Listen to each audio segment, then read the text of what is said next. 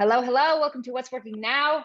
I'm Katie Richardson, and I'm here with Stacy Tuschl. And you have got to hear how much she can help you inside of your business. Because Stacy started her own company at the age of 18 in her parents' backyard and turned that company into a multi-million-dollar business that she runs today. Stacy is a best-selling author, a founder of Well-Oiled Operations, helping small business owners around the world create systems that facilitate growth by promoting team accountability and eliminating the common challenge of CEOs' time and energy limitations. You know what we are talking about. The top rated foot traffic podcast now has almost 2 million downloads, where she's interviewed guests like Susie Orman. Stacy was named the 2019 Wisconsin Small Business Person of the Year by the U.S. Small Business Administration. Stacy, welcome to the show. Hi, Katie. Thanks for having me. I'm super excited because you understand that entrepreneur, that CEO who's really stuck in a place where they've become the bottleneck of their business. Yeah. They're frustrated. They're feeling like, I pushed really hard to get here. Maybe I just need to push harder. What would you say to that individual? Because you and I both know their perception is way off. Yeah. And so what does this person actually need to be doing? What are they not seeing? Yeah. Well, what's funny is our brain says, let's just do more. Like, I'm struggling. Yeah. Let's just market more. Let's build more products.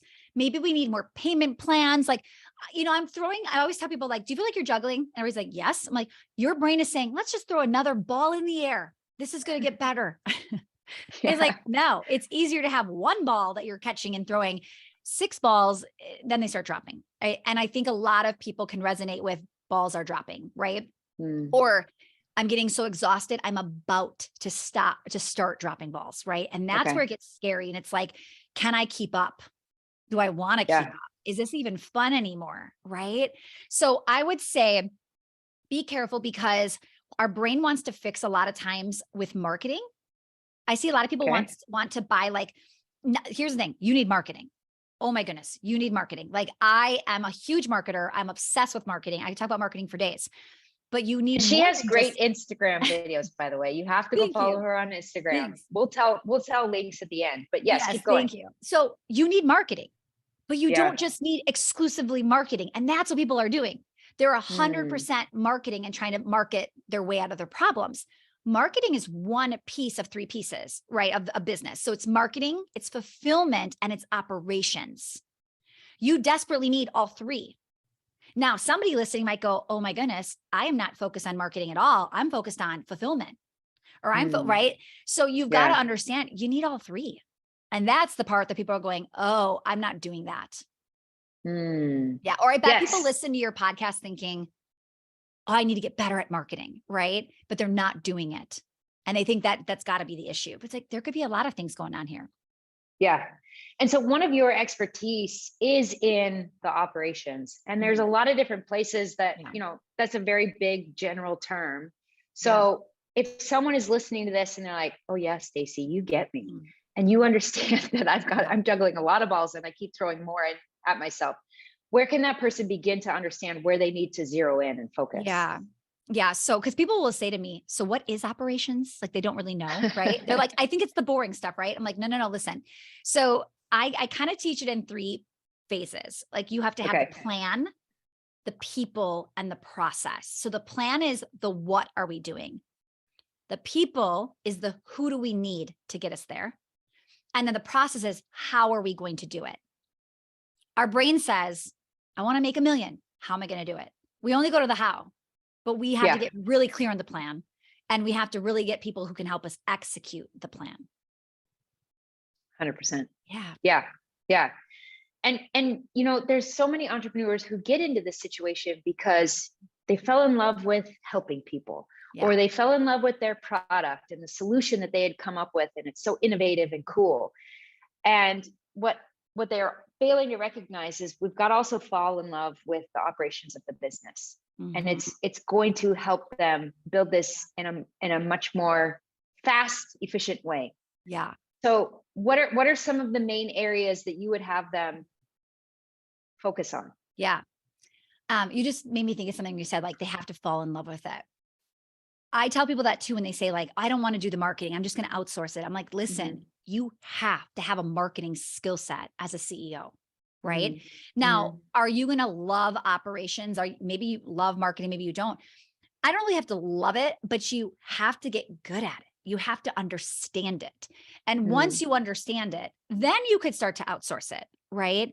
But if you start to outsource it before you understand it, you don't even know the person you outsource to if they're good or not, right? And that's Yeah. the scary part. So I really want people to know enough before they delegate to know, to be able to judge and inspect, like, is this really what I'm looking for?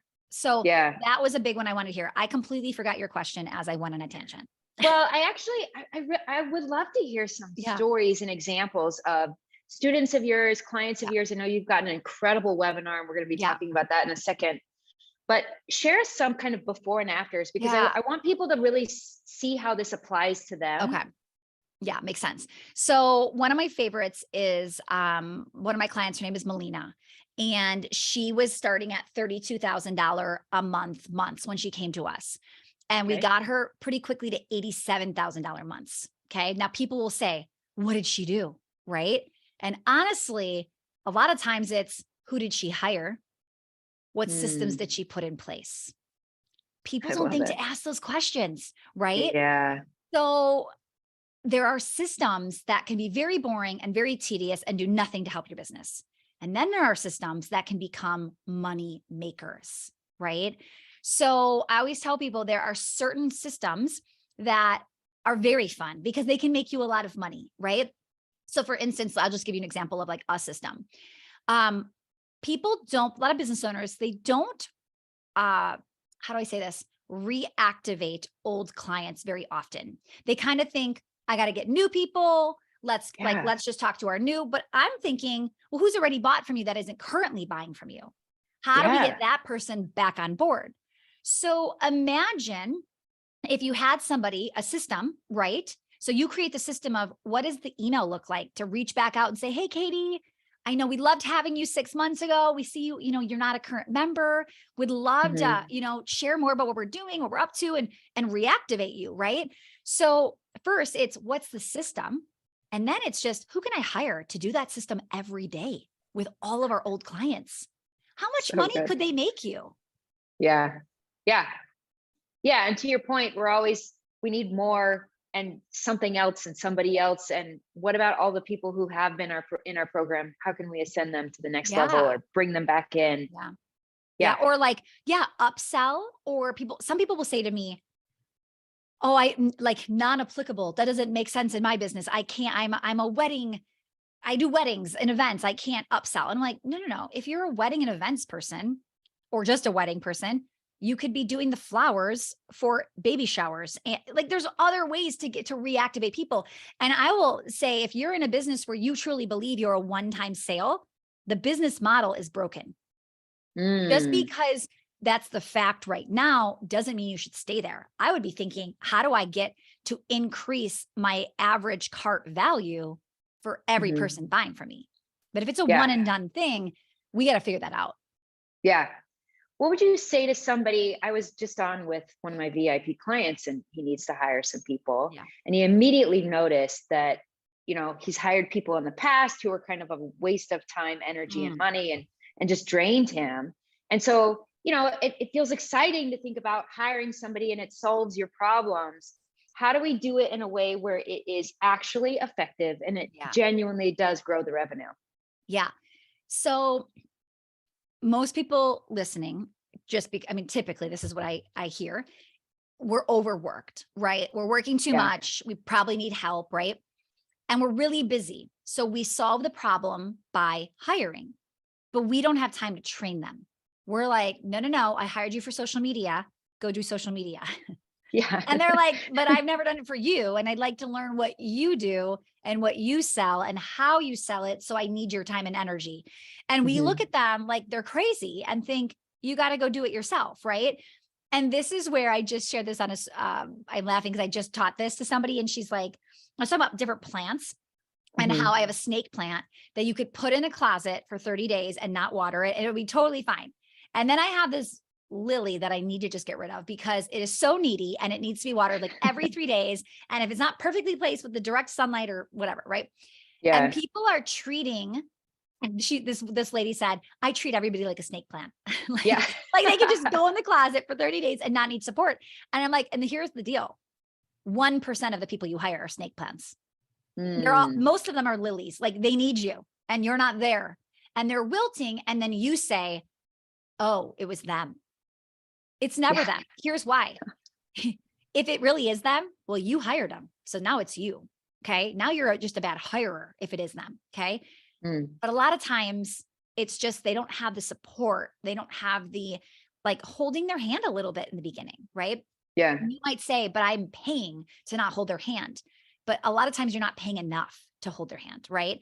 So if you don't want to hold their hand, you need to pay at a level where they come experienced. Most people don't hire that person. They're like hiring the $20 an hour and wondering why they need support. So true. Ugh. So true. I'm just reflecting back to the early days of my company. Yeah. And we were growing and scaling so fast. But to your point, I couldn't hire A players, but I needed A players on my team. And so we knew that we had to train them to be A players. And you do like, and that it takes a lot of hand holding. Yeah. I do agree that some people will say, oh, it's just a really hard hiring game right now. And I'm not finding A players. Then create your own. Then find people that have the work ethic and the drive and are willing to learn what you need them to learn. And yes, they'll take a little bit longer, right? But you can still create them if you can't find them. Yeah. But you really get what you put into this person. Like you get out what you put in. Most people don't put in enough. Yeah. I want to hire you and I don't want to see you again. Yep. Snake plant, just like in the closet, you're good to go. Yes. Yeah. So what are some things that, hiring and finding the right candidates and training them, what are some things that you've done or that you teach to help somebody in that hiring process? Yeah. Ooh, this will be good for your audience specifically. So just like, you have to be marketing and stand out, right? Like they're judging you. People go to your Instagram. They're going to judge what they see. People are judging you. Your potential team members are judging you with your job posting, with your interview.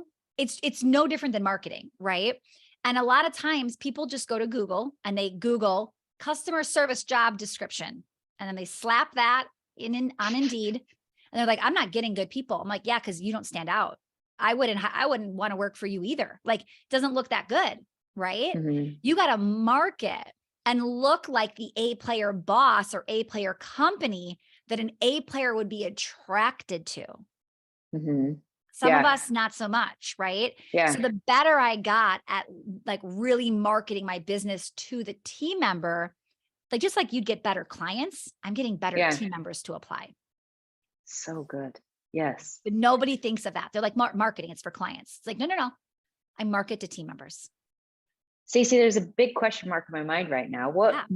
What's that business that you created at 18? Yeah. Tell us a little bit of your backstory. Yeah. So I actually grew up in an entrepreneurial family. So I literally was born and raised into a construction business. And that's important because when I turned 18, my passion was dance. So I just for fun started a middle school competitive dance team in my parents' backyard.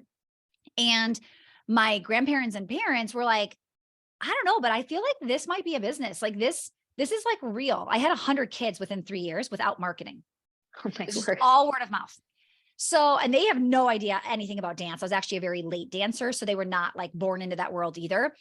And they're like, if you can figure out how to do this, I think this could be a business. So I actually opened up children's performing arts academies. So I own 2 dance and music schools in Milwaukee. They're 20 years old now. They gross over 7 figures. And that's how I actually started teaching what I teach now, because I had to learn with 2 locations, you can't be everywhere, right? So I had to learn how to hire, how to manage, how to delegate. There was a whole lot of failure in the last 20 years of having employees. And I started to finally get it. And now with those 2 businesses, I actually only work in this business exclusively. I work about an hour every other week consulting them, but it is self-run. Like it really is. I know how to delegate. because I've done this. And that's where people started to say to me, can you teach me what you're doing in your dance studios? Because I want to learn that. So that's kind of what birthed Well-Oiled Operations of, let me show you how I build and scale my team. And it sounds like a lot of that came from the School of Hard Knocks, just trial and error. Yeah. And I definitely would I'm big into hiring mentors. Like if you can help me fast track it, I'm in, I'm going to pay for it. So it was a lot of learning from them, but then you still mess up because you're new, right? You got to try it for yourself. But I saved a lot of money and a lot of mistakes by hiring them. But then you still make mistakes, and then you go, or maybe they taught me something and I think that wasn't my style. I'm going to do it a little different next time. And then I find my groove. I find what I like. And yeah, it really has just been like 20 years of figuring out what's working, what's not, and then going from there. Well, speaking of what's working now, you've mentioned you have a webinar, and I would love to hear two things. Both, like, I know that game of webinar to an offer, it's always shifting and changing. So tell us what's working now in that process for you and your team. Okay. So my webinar is our number one way we get clients right now. It is working very well. Now, here's what I will tell you, because webinars are not new, like at all. I've been in the digital space for 7, maybe 8 years. And I mean, webinars has always been a word, right? Or a thing, and I was never that good at them. I actually really like challenges. I would do like a 5-day challenge, and that is how I made a lot of money. And then all of a sudden my were like not working for me as well. And I was like, you know what? I'm just gonna try a webinar one more time. And literally on like day 1 of that next webinar that I did, my business started to explode. So I am currently doing a weekly webinar, and I don't sell people the product right then and there. I let them book a consult.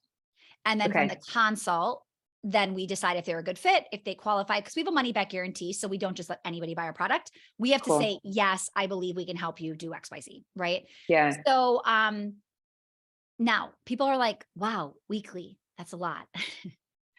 And because you're doing it live weekly? Yeah, I'm doing it live. Wow. Yeah.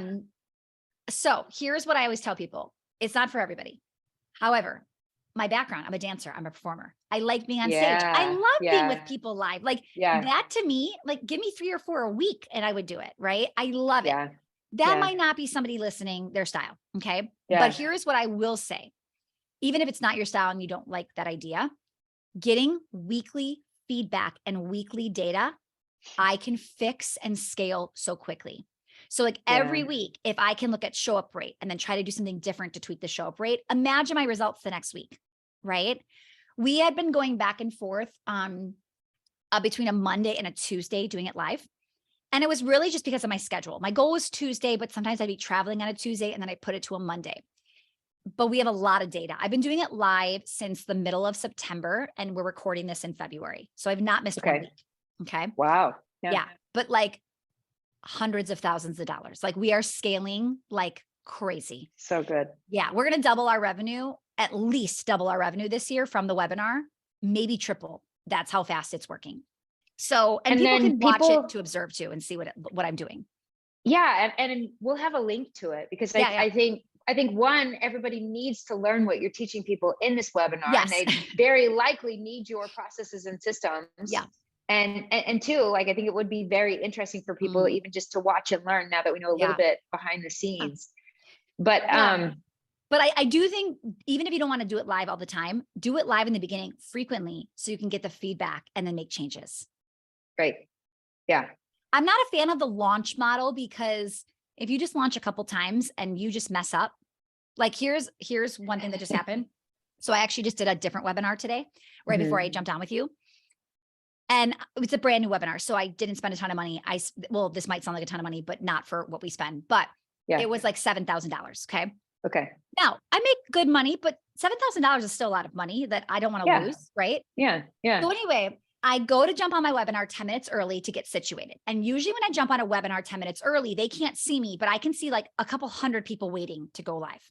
Yeah. And I jumped on and there was nobody on. And I was like, oh no, this is not good. I already knew 10 minutes in something was not good.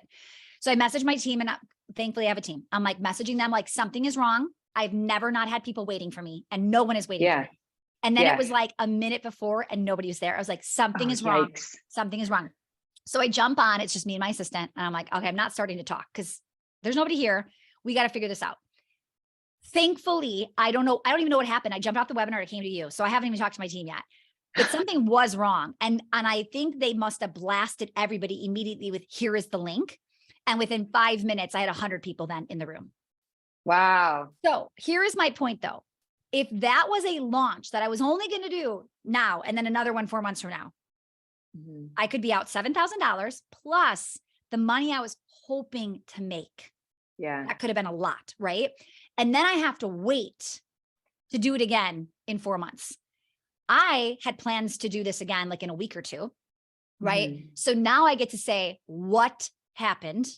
Where did we mess up? And let's go fix this right now. So this does not happen next time. Right now, I did make my money back. Thankfully, we profited, but did it hurt me that some people didn't get the link on time? Yeah. Some people probably didn't even open the second email. Right. Yeah. So you're going to mess up. So I love, like, I think frequency is underrated in this space. Like people think, well, no, I'm just going to do it. Go my all, like put it, like go all in. I'm going to do it a couple times, but like the frequency is where I think I'm getting good. Like I'm speeding up my results because I just keep practicing. Yeah, it's true. And frequency is also relevant in your marketing, in your invitations, in your emails, inviting people to click the link to go apply to work with you. Yeah. I think overall we need increased frequency in a lot of areas in our business. So you're doing this webinar, you're inviting them to a consult, and then on the back end, do you have like multiple price points and just depending on where they are in their journey, or is your team focused on selling one thing? Yeah. So one webinar sells one offer. You will not hear about any other. I have 3 offers, but you will not hear me ever bring up the other offer. I have done it before where I was like, no, there might be somebody in the room that's going to hear the wrong offer. Don't do it. I've heard people say don't do it a million times. I have actually done it a couple times and I've never had it work ever. Just don't do it. Yeah. Yeah. So I literally brought out a new webinar today to sell a totally different offer. So I didn't bring up the winning offer. I tried something different with the other one. So on your webinar, are you talking about the product, the course, the program at all? And then they get on a consult to see if they're a fit for it, essentially? No, I mean, with my one offer, with what it's called Well-Oiled Operations, that's my main signature program. With that offer, they will hear the price, everything that's included. And I literally say on that webinar, do not book a call unless you are seriously wanting to buy this product. Now, that's actually not great sales advice. The reason I did it is because we have 2 full-time salespeople and they're maxed out. So I don't want you getting on the call if you don't know the price and you might not be a good fit. Now, if I had a team of 4 people and there was openings, I probably wouldn't say the price. But I'm actually trying to turn people away or make people go, I can afford this and I want it. And then they book. Yeah. Yeah. Okay. Awesome. So you got to be careful because people are like, oh, I'll just funnel hack this person. But you don't know the reason they're doing something. So if you aren't sold out of sales calls, you wouldn't really probably say the price. So if you funnel hack me and they're like, I'm going to do Stacy's model, it may not work for you. Yeah. Yeah. I mean, the one week I didn't say the price, we had 40 sales calls. They're hour long. So 40 hours of sales calls were booked. We were not ready for that. We had no idea. So the next week I was like, I got to say the price just to get people to not book. So it's crazy how you really have to pay attention for you. Yeah. And where are these leads primarily coming from? I mentioned that I watch your awesome Instagram ads. Yeah. But are there other places that you're pulling them from? Yeah. So yes, Facebook and Instagram ads for sure. I do want to be very careful. I do not have all of my eggs in the Facebook basket of ads, right? So we are very good at organic traffic. We have a lot of people buying every week our programs from organic. Like our Instagram is probably our #1 place that we sell organically. And then our podcast is another place people come from. So they might hear the podcast and then join the webinar or just book a call or something like that. Yeah. And where are people at in their journey? This is the other interesting thing for me. You know, oftentimes a webinar is teaching something new. It's like they're a starter, they're a beginner. And where are people at in their journey with you? Are they just starting to learn systems and processes from you, or is it more advanced? It really is hit or miss. So one of the things I do, because I am live, I actually have a poll that says, how big is your team? And it'll say like just me, 1 to 10, 10 to 20, 20 plus. And actually every week there's all 4 groups of people in there. So it's really interesting. Like a solopreneur is there. And then one time we had somebody that had 80 employees that joined. Okay. That's super So, interesting. I know, but it's kind of like, if the content is exciting to you, if I have a title, delegate better, you want to start to delegate, or you have a team of 20 and you're like, I want to delegate better. You still are attracted to the topic. Does that make sense? Yeah. And what That's I'll true. tell you is it's kind of sad, but even somebody who's been in business 10, 15 years, sometimes they're still doing it wrong. Like the hiring process. So like, oh my goodness, I didn't know, like it's been working for us, but I didn't even think. Like we do a paid sample project before we hire somebody. And sometimes I'll say that and they'll be like, I've never thought to do that. So even if they can just tweak one thing, they're like, oh, this could be valuable. Yeah. So good. So tell us, so that I can have a link in the show notes, what is it you're teaching people on this webinar? Yeah. So this webinar is called Protect Your Profit. And the biggest thing that I want people to know is when you get into hiring, it can drain your bank account. Like you can be just spending all this money. Like I think it was Liz Wiseman. She's a New York Times bestseller. She says like people pay $1 and they get 50 cents back, which you're hiring to get more help and you're just losing. It's like better to not hire. Yeah. If you don't know what you're doing. So I'm teaching you how to pay $1 and get $2 back. Like I'm teaching you how to maximize the team, because if we could get the team operating, the profit margin could, it's the biggest expense. So if we can get your biggest expense to become a revenue generator and not an expense, your profit margins will massively change in your business. Or if you're like doing it all and you're maxed out, how much more can you do to make more money? Now we got to hire a team to help you multiply your time to really duplicate yourself, right? To start to make the business more money. Yeah. What kind of assets do they need to have in place in order for these systems and processes to give them the $2 back?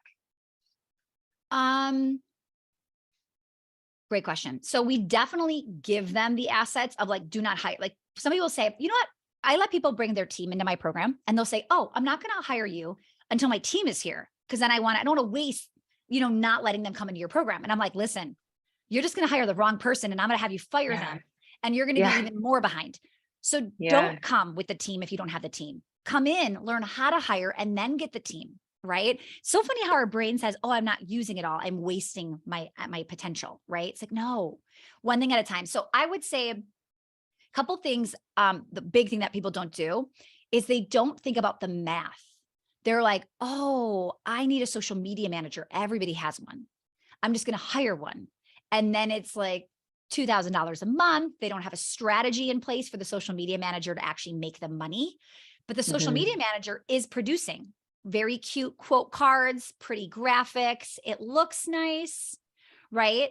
Some people listening have very eye-pleasing, eye-catching Instagrams, but they're not making money, right? Yeah. We want to make sure that when we figure this out, we hire the person that's going to actually not just produce 30 posts, but they're going to give you 30 posts that say, how do I get a new lead from this post? How do I get them to take that call to action? How do I get somebody to like buy from this post today? A lot of social media managers are not being trained like that. Yeah. And that goes back to where we started, right? The hand holding, the training them, really ensuring that they can be successful in that position. 100%. Yeah. Yeah. But we're too busy. We're too busy. So we don't do it. It's like, you got to make the time. You've got to make the time. Yeah. Yeah. And when you do it the right way, it literally creates a return in your bank account. Yes, absolutely. Yeah. So one last question for you. You're a parent, and that's one of your ads that really stood out to me is your daughter was in one of your ads. What's something that you do to really help you balance the multiple responsibilities that you have in your life? Good question. I have to say this because this is marketing too, that I really want to bring up. That was such a happy accident that ad worked. My Facebook ads guy said, I need you to do one of those 2-person TikToks with like wigs and glasses. And I was like, oh no. I am not getting a wig. I am not pretending to be 2 people. That is not my style. It feels so inauthentic to me. And then I just didn't do it. And then he's like, where are the 2-person videos? I need the 2-person video. And I was like, can I have another person be in the video? Because I don't want to do this just me. And he was like, sure. And then I'm like, who am I getting to be in a video? But I have this daughter who's 7, who's very like, take a picture of me. Like, mom, do this, right? I was like, hey, would you say a few sentences if I told you what to say? And she's like, sure. And that ad is our best performing ad we have ever had, ever. And it was because I didn't want to do the thing that was working, right? So funny. Okay. So how do I do both? But really like to your point, you stayed true to yourself. Yes. And I think that's the key right there is you understood the concept and the principle and you said, how can I do this in a way that is true for me and authentic to me?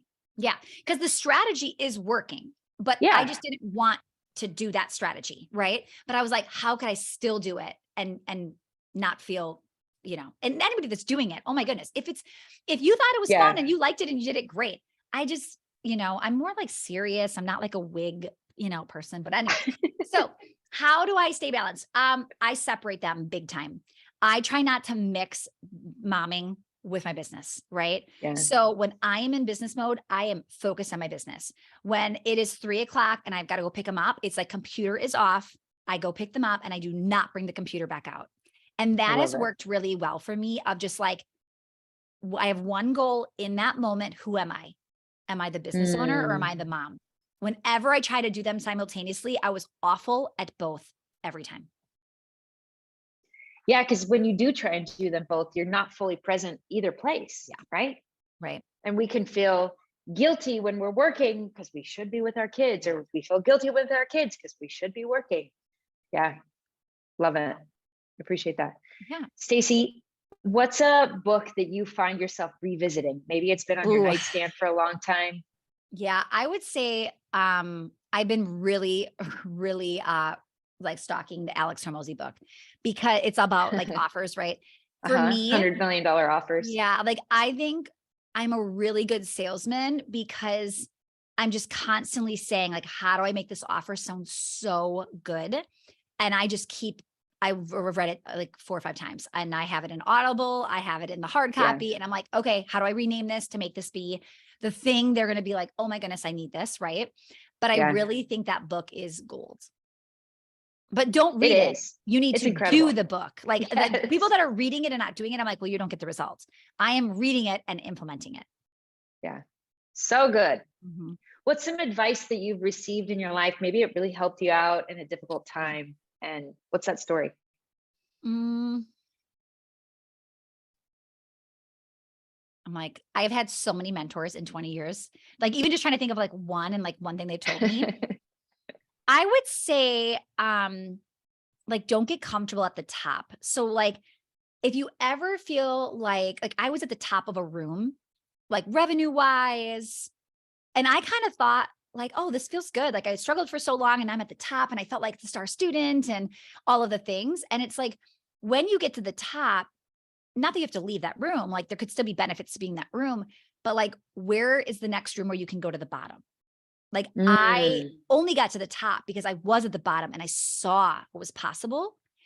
And I was in that room exclusively for a little too long where I didn't see the possibility. Right. So I think now I'm like, nothing intimidates me. Like I love hearing people say like, I'm at 40 million a year. I'm like, oh, show me how, tell me, like, I want to be in the room where I'm like the little baby business, right? Because now I see what's possible. What are they doing? How did they get there? So I would say like really being aware of who you're surrounding yourself with. I love it. I love it. Stacy, this has been amazing. It's been really wonderful to get to know you and to learn from your wisdom of experience. And I really appreciate you sharing about processes, systems, operations, hiring people, what we're doing wrong, how we can make things better. And if you're listening to this and you're like, wait, is this over? Because there's still way more that you need. Then you need to click the link in the description right now, in the transcript. Go watch Stacy's webinar. She's got so much that she can help you with, and start putting $1 in, getting 2 out rather than losing those 50 cents. And she can help you create your well-oiled machine. Yeah. Well, and whether you're going there to just stock the marketing, right? Or you're Yeah. going there because you want help with team, it's like you might get both out of it. So that Yeah. is just, I really want you thinking from, and maybe you watch it twice of like, nope, I'm just here for the team content. And then the next time you're like, no, I am here to like stock the marketing. I can give you the link. It's just welloiledoperations.com/class. It is typically the link in my profile on Instagram. You'll go to Stacy Tuschl and you'll see it there. We usually have that link there. Okay. Yeah, so excited. Welloiledoperations.com. Go follow Yeah. Stacy on Instagram. She really does have great videos. She'll inspire you.